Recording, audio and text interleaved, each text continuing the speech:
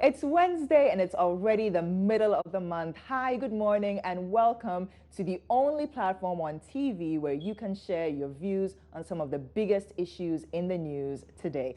This is Joy News Interactive. My name is Jennifer Kwamwa, and for the next 30 minutes, it's all about you, your views, and the big stories. Now, you can join us via our social media platforms on Facebook and on Twitter. It's at Joy News on TV.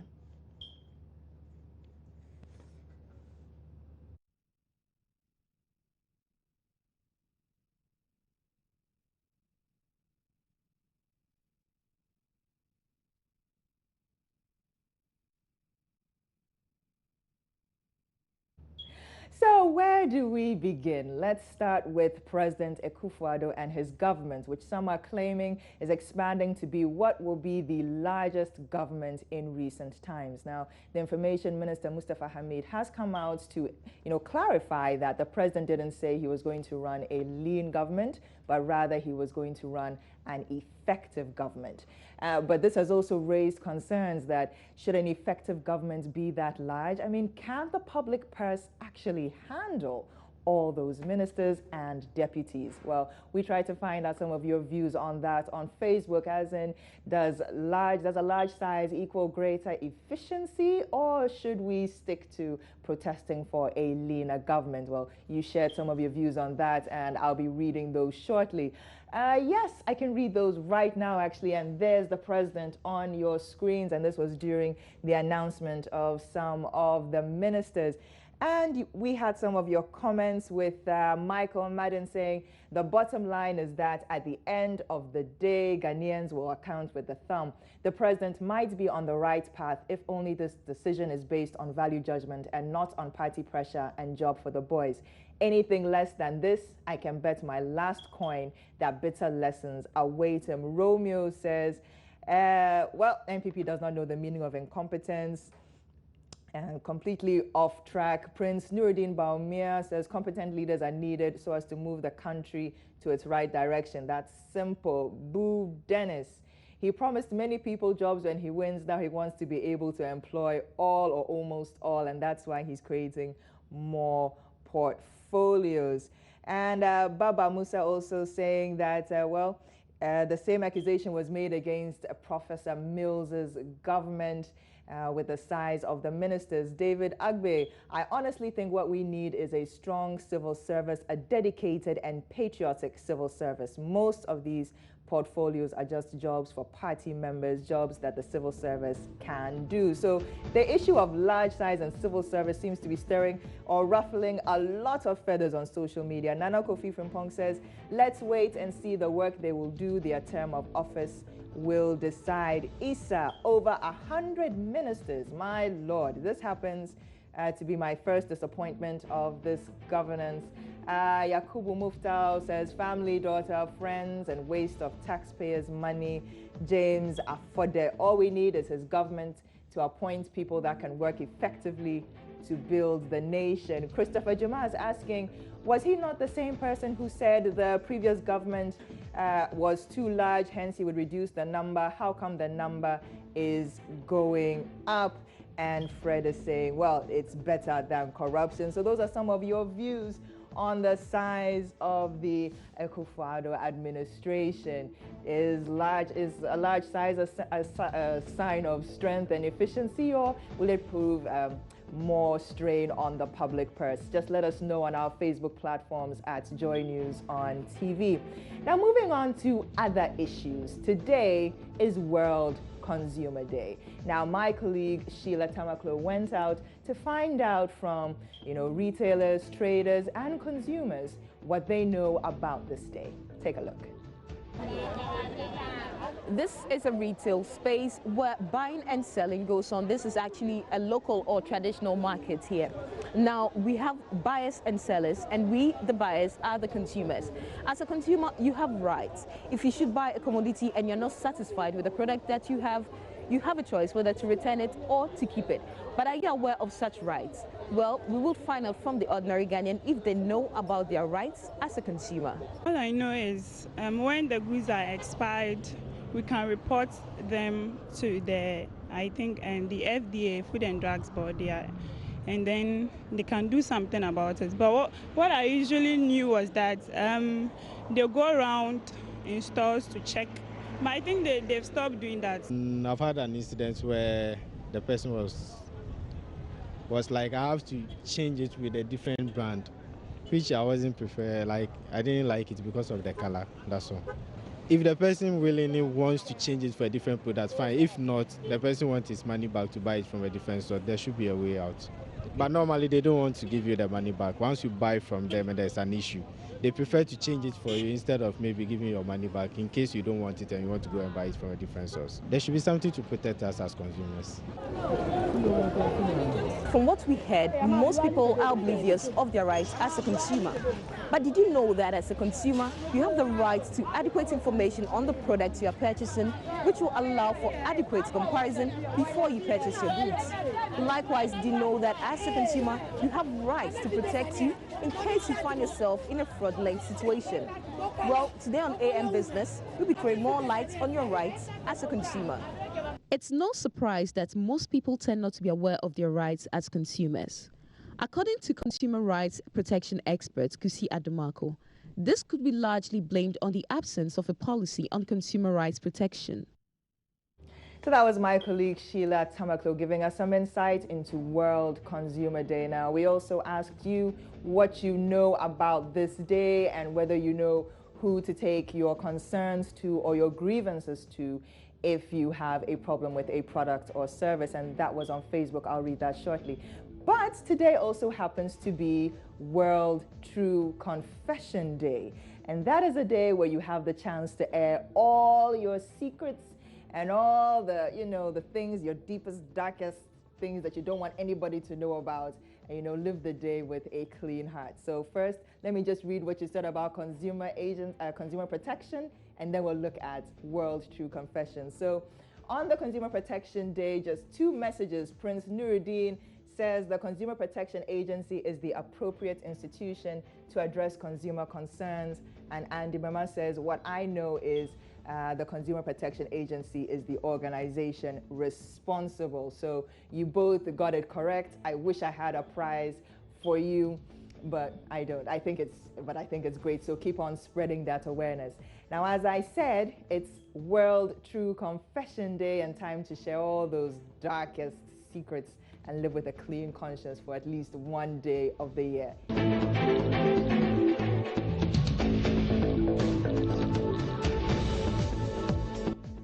Now, as you can see, some of those secrets are not so deep and dark and scary. Some of them are just plain weird, like the girl who said, oh, I just wish someone would take my hand to go to the movies and watch Thor 2. I'm thinking to myself, it's a movie. Is that such a big secret? You can just go with your friend. I don't know, just my opinion. You also shared some of yours. Nana Boateng says, I want to confess, as a preparation to my final exam during SHS time, I collected printing fee of 300 Ghana cedis from my parents. Believe it or not, parents don't know anything when you are in school. Okay, so your secret was that you took a printing fee of 300 Ghana cedis. What is a printing fee? Nana Boateng, you deserve I think you deserve a spanking for that. Steven says, okay. All right, you use some very bad language. I can't read that. Stephen, you also want multimedia to confess why they are silent on the economic hardship. Well, if you watch the station carefully, you realize we cover all the news events in great detail with a great deal of analysis. Samuel says, as for this one, my wife will kill me. I'm still having relations with my ex. Top secret, I can't disclose to her, but if she's on the page, then I just confessed. Wow, okay. Prince Nuruddin says, I will confess my confidential stuff to Allah because he's the forgiver and all-knowing. And Andy says, the only thing to confess is when I lied to my mother that I was going to see a friend in town, but apparently I went to see some chick. Okay, so some some of your confessions right there on our Facebook page. If you have any others you want to share, please go right on ahead. That's at Joy News on TV. But Joy News Interactive takes a quick break. When we return, the curious case of the exploding earphones. You don't want to miss that.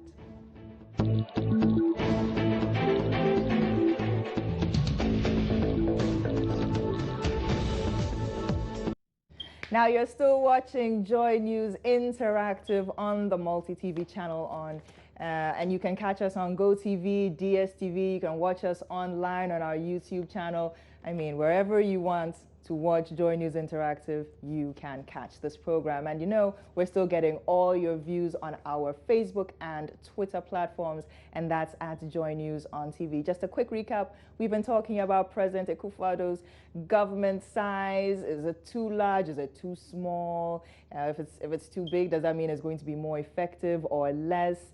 And really, bottom line question that everyone is asking is, can the public purse afford it? Today is also World Consumer Day. Do you know your rights as a consumer? Do you know which agency you should go to if you have a grievance? And of course, today is also World True Confession Day. And before I went on the break, there were a lot of confessions.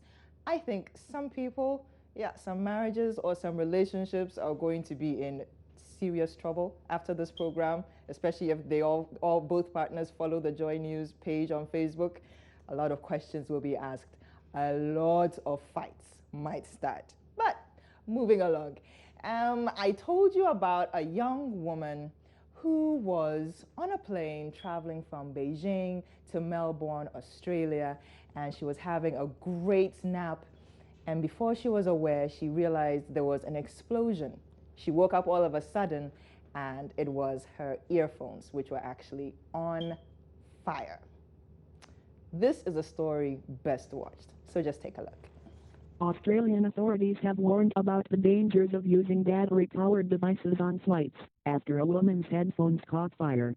The woman was dozing on a flight from Beijing to Melbourne when she was woken by the sound of an explosion. She tore the headphones off to find them sparking, catching fire and beginning to melt.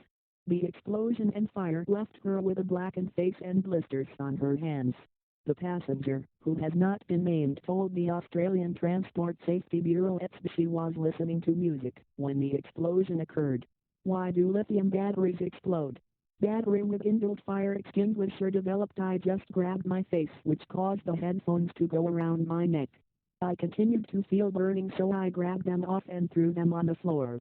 They were sparking and had small amounts of fire. Members of the flight crew rushed to help and eventually put out the fire by pouring a bucket of water on the headphones. By that time, the battery and the plastic cover had melted and stuck to the floor.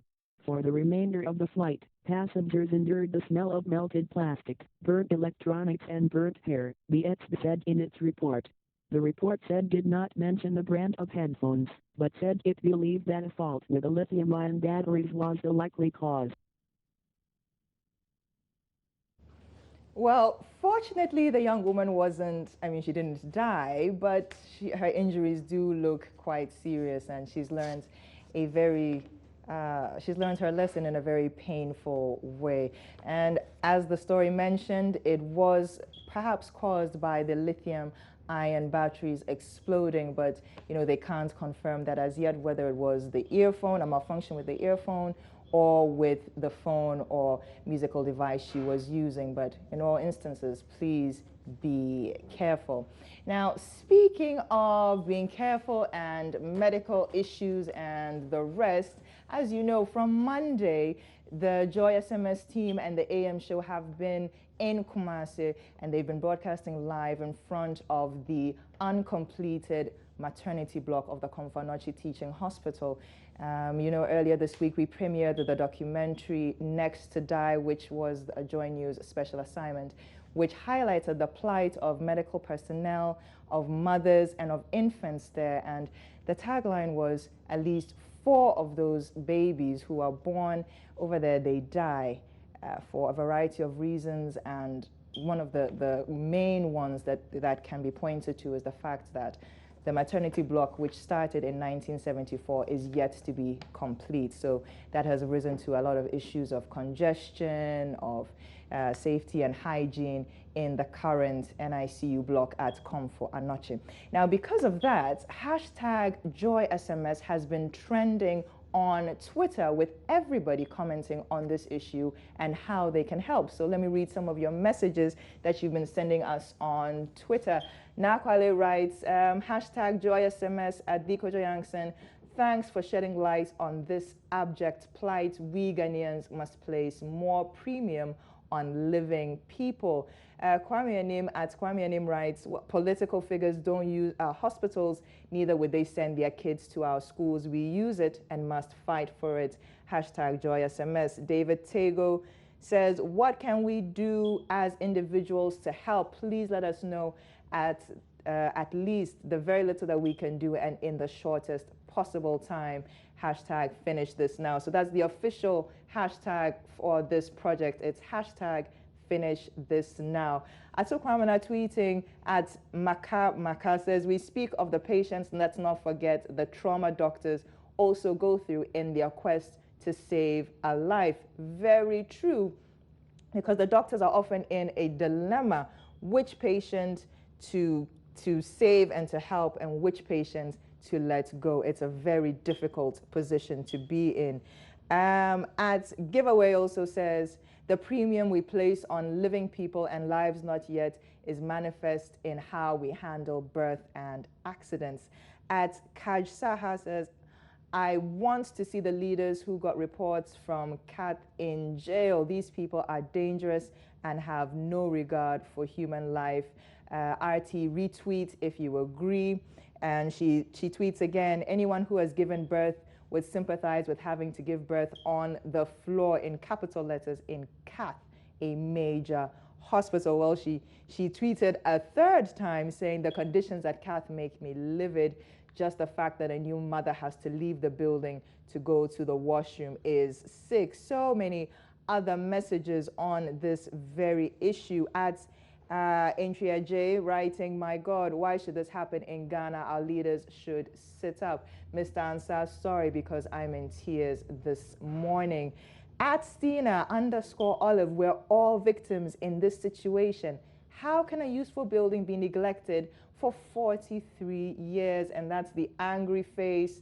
And she's tweeting at hashtag JoySMS, hashtag finish it now. Timothy Van Jan says, Kojo, this story reminds me of the culture of new governments not continuing the projects of past administrations. Okay, he was tweeting directly to at the Kojo Yankson. At Nanowusu13 says, this is pure tinery. We always complain we don't have money, but look at the extravagant lifestyles of our public officers. And he comes back and says, God save this nation. Is there any difference between the tyrants who kill people and those leaders who create systems that kill us? And those were some of your tweets on this issue. Remember to keep tweeting at the hashtag finish this now or hashtag JoySMS, hashtag Joy News. Let's keep this conversation going. The CAT maternity block has to be complete. It's been lying there dormant for close to 50 years if you want to round it up. And it's created a very disturbing situation. At Kofi Amafa says, it's very hard to see men cry. It's not easy to lose 2 babies. And Akosia also tweets, God forgive our leaders for this savagery, yet they are able to drive so comfortably in these huge cars whilst babies die for lack of space. At K Amafa, why is humankind always celebrating created things instead of the creator? Okay, so you've gone off a little bit more, but let's see if we can get some more issues. Okay, that's coming from what we did on the Super Morning Show with Samira Baumia, the Second Lady of the Republic, as we hosted them, herself and several other panelists on International Women's Day. So let's keep the conversation going. Hashtag finish this now, because at the maternity block at Comfort Anoche Teaching Hospital, at least 4 babies die every day. If you were to do the maths, if it was even one child, that's 365 babies. It can be done, and if you collaborating with the Joy News Special Assignments team, it can be done in our lifetime. I'm Jennifer Ikwamwa. Do stay on the Joy News channel for more great programs. Enjoy the rest of your day.